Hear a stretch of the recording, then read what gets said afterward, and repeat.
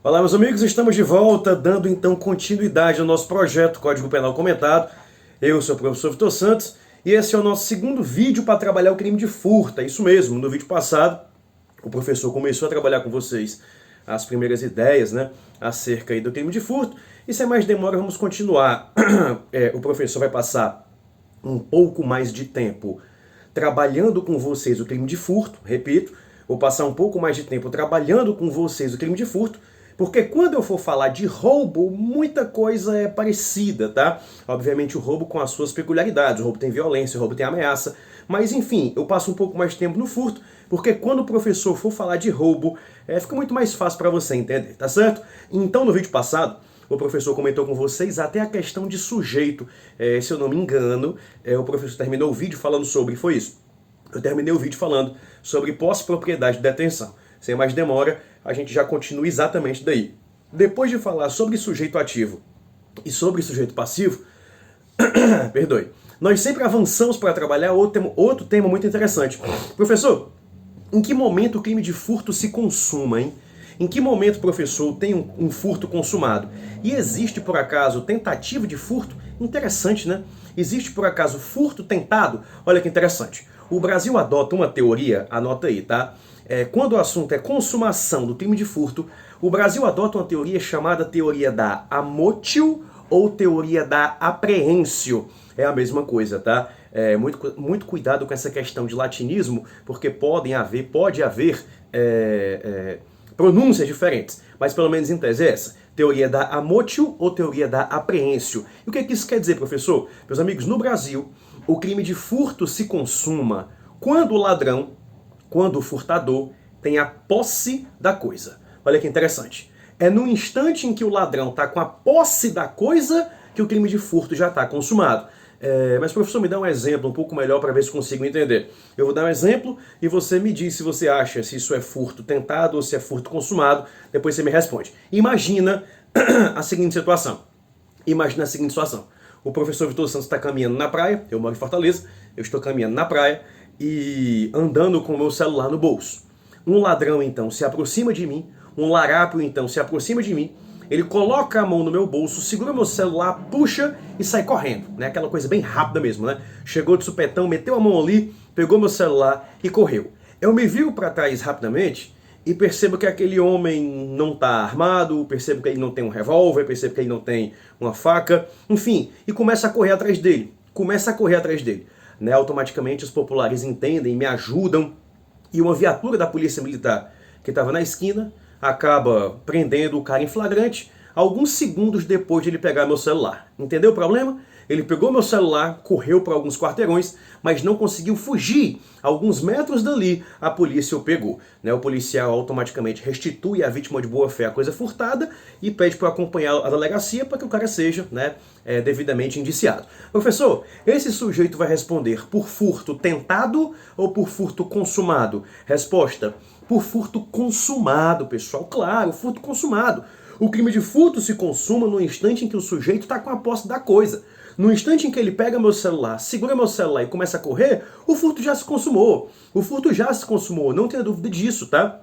Não precisa o sujeito fugir com a coisa, tá? Basta ele estar com a posse. E qualquer posse é suficiente. Não precisa ser uma posse mansa, não precisa ser uma posse pacífica, não precisa ser uma posse desvigiada. Ainda que seja uma posse vigiada, o crime vai ser furto, tá? Segura meu celular, começou a correr, já era, eu já tenho aí um furto consumado, beleza? Anota isso. Professor, se no instante em que o sujeito se apossa da coisa, se apodera, tem ela em seu poder, o furto já está consumado, existe por acaso tentativa de furto? Existe, pessoal, claro que existe. Já puxa uma setinha aí e coloca aí embaixo. A tentativa é perfeitamente possível no crime de furto, né? O crime de furto é um crime plurissubsistente, né? Plurissubsistente, a execução pode ser dividida e é perfeitamente possível uma tentativa de furto. Imagina que o sujeito, ele mete a mão no bolso, do meu calção, da minha bermuda e, sei lá, antes que ele consiga pegar meu celular, eu empurro ele para trás, eu seguro a mão dele, ou sei lá, dou um golpe, enfim, né?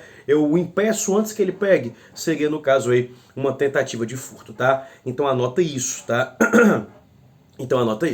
Para que eu tenha um crime de furto consumado, basta que o sujeito esteja com a posse da coisa. não interessa qual posse que é, pode ser uma posse mansa, pode ser uma posse vigiada, que ainda assim nós teremos o crime de furto consumado, beleza? Avançando. Então, consumação, posse da coisa, tentativa é perfeitamente admitida. Professor, me diz uma coisa, o crime de furto, ele admite qual ou quais elementos subjetivos? Pessoal, esse é outro tópico bem importante, outro tópico muito importante, que o professor precisa aprofundar com vocês. Para que eu tenha um furto no Brasil, né, para que exista crime de furto, o furto, aliás, ele só existe se praticado dolosamente, tá?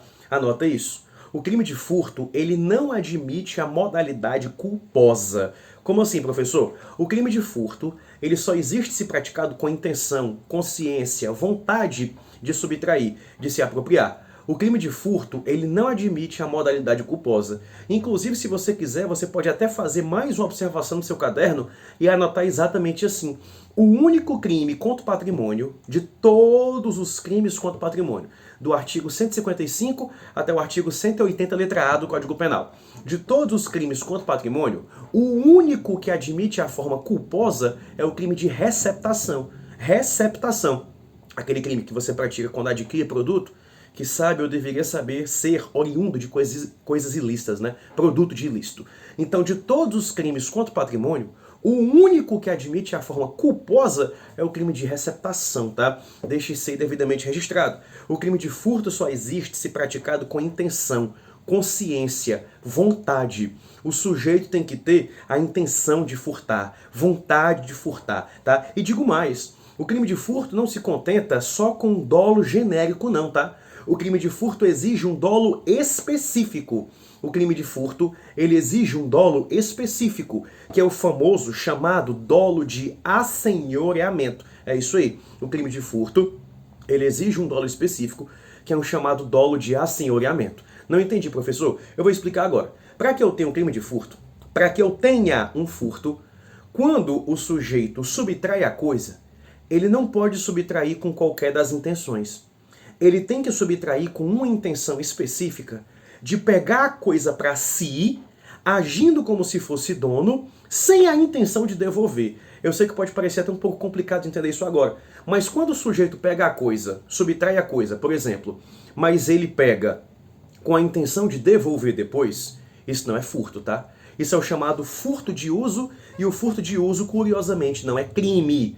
Para que eu tenha um crime de furto, o sujeito que pegou a coisa, ele tem que pegar com a intenção de não devolver mais. Como assim, professor? Durante um tempo da minha vida eu morei com meu irmão. E era muito comum a gente pegar, às vezes, o carro um do outro, uma camisa, uma roupa, uma coisa assim. Professor, um irmão, ele pega o carro do outro, né, sem avisar. Estão até brigados, inclusive. Ele pega o carro do outro sem avisar. Ele vai dar uma volta, sai com a namorada, vai no mercantil, faz compras e depois volta com o carro do irmão que ele tinha pego. Isso é furto, professor? Não, porque ele devolveu. Porque ele devolveu. Pessoal, quando o sujeito pega a coisa com a intenção apenas de usar, isso não é furto, tá? Para que eu tenha furto, o larápio tem que subtrair a coisa sem a intenção de devolver. É assim, agora eu sou dono disso aqui e não devolvo mais. Aí sim nós teremos furto. O nome disso é ânimo de assenhoreamento.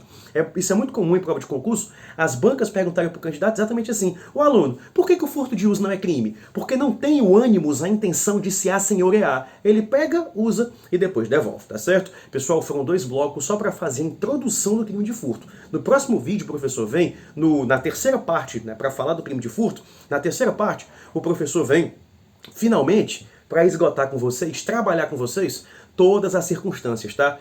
Causa de aumento de pena, qualificadoras, privilegiadoras e tudo mais, tá certo? Vou ficando por aqui. Esse bloco, esse vídeo, foi só para comentar sobre consumação, tentativa e elemento subjetivo, né? Olha como tem coisa importante a ser dita dentro desse tema, crimes contra o patrimônio. Vai ser mais uma lista aí com muitos vídeos para enriquecer seu material. Não esqueça de curtir, se inscrever no nosso canal, seguir o professor Vitor Santos nas redes sociais, isso ajuda muito. E comenta aqui embaixo o que você está achando. Forte abraço, tchau!